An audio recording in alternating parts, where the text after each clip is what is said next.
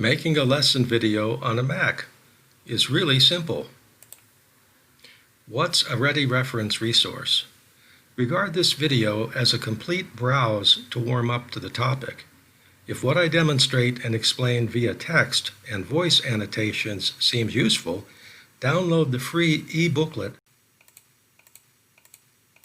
Let's first make a webcam recording. This is called a movie by the Mac, but a more descriptive name is full-face recording. I suggest you make one of these to introduce each presentation lesson video in which you record the screen. You use QuickTime Player on a Mac to make either a movie recording, full-face webcam video, or a screen recording.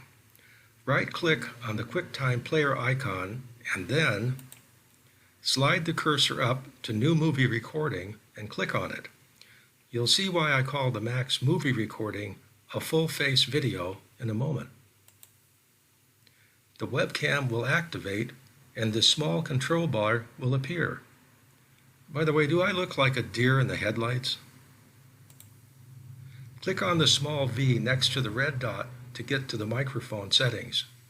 The check marks here let you use the built-in microphone, which works fine. To test the audio level, speak in your normal voice and you should see the bars under the red button light up. To begin recording, click on the red Start button. The red button will become a gray box when recording starts. It becomes the Stop button that you click to end recording. Look at the webcam above the screen, not your own image, to appear to be looking at the viewer. Simply say what you are going to say. Press the Stop button to end the webcam recording. If this control bar has disappeared by this time, just click the screen to make it reappear. When you have ended the recording, this new control bar appears.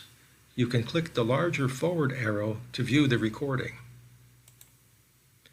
Click the red Quit button and you'll be prompted for a place to save the recording. Change the default Untitled file name to a name that identifies the video. Then click the blue drop-down box at Where and indicate the folder in which you want to save the video. You're done. Now you just need to upload your video to YouTube.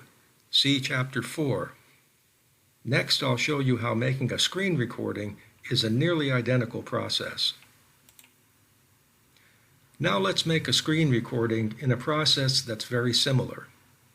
This is the type of recording you could make by presenting pictures you want to show to your learners as you narrate the lesson. Photos are the easiest way to make such a lesson, because you just gather up a series of photos of places, events, or things from the web or images you've made, perhaps photos of diagrams you've made on the chalkboard, and have them ready to show on your screen. In case you did not know it, you can take a snapshot of your screen, a still image, just by pressing 3 keys at once: Shift, the Mac's Command key, and the number 3 key.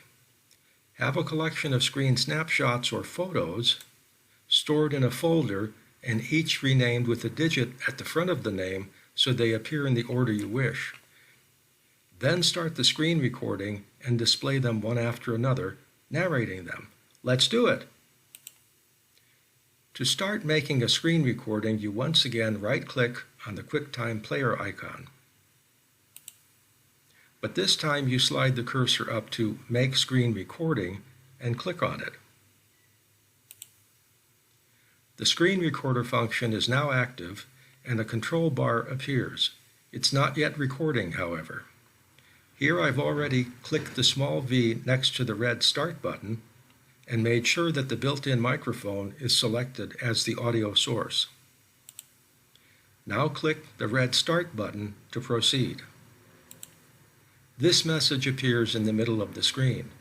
You will want to record the full screen, not just a part of it, so just click the screen to start recording. Things may seem to me no different now that you are recording, but the screen and your actions on it and your voice are now being captured. The only indication that recording is going on is the darkened appearance of this tiny stop button in the menu bar. Now just open the folder in which you've stored your pictures. Click on the first one and begin your lesson narration. Continue displaying and narrating until you have completed the lesson. When you're done with displaying and narrating your pictures, click the tiny stop button.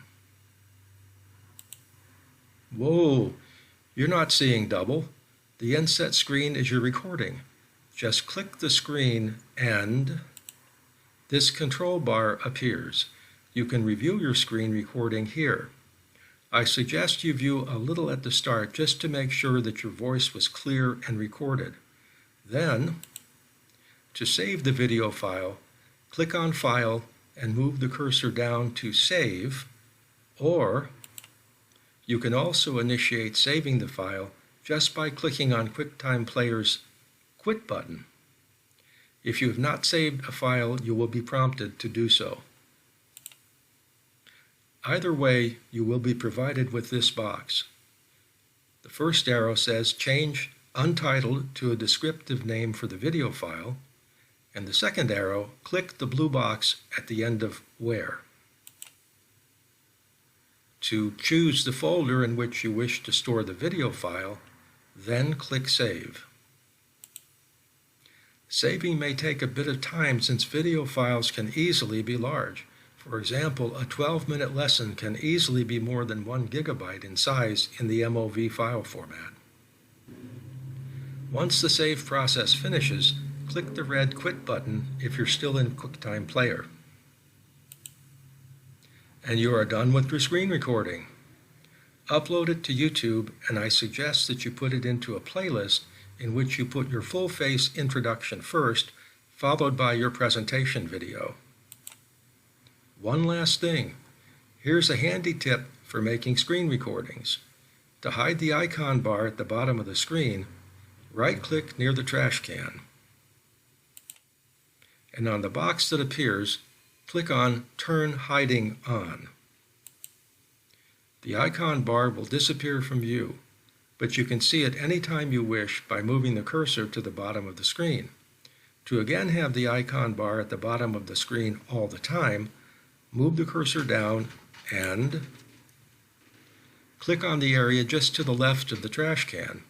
The control box again appears and click on Turn Hiding Off. The icon bar will now remain visible at the bottom of the screen. You're now skilled in recording lesson videos to make the knowledge you want to impart to learners accessible to them, even just using a cell phone. I suggest that you make 10 to 15-minute lessons, each as a playlist. Put a full-face intro first, then the subject matter lesson, and provide a transcript to facilitate assisted reading, which you can easily prepare as I demonstrate in another tutorial at http://rr69jj. Best wishes and stay safe. Jim Janossy, jjanossy@depaul.edu.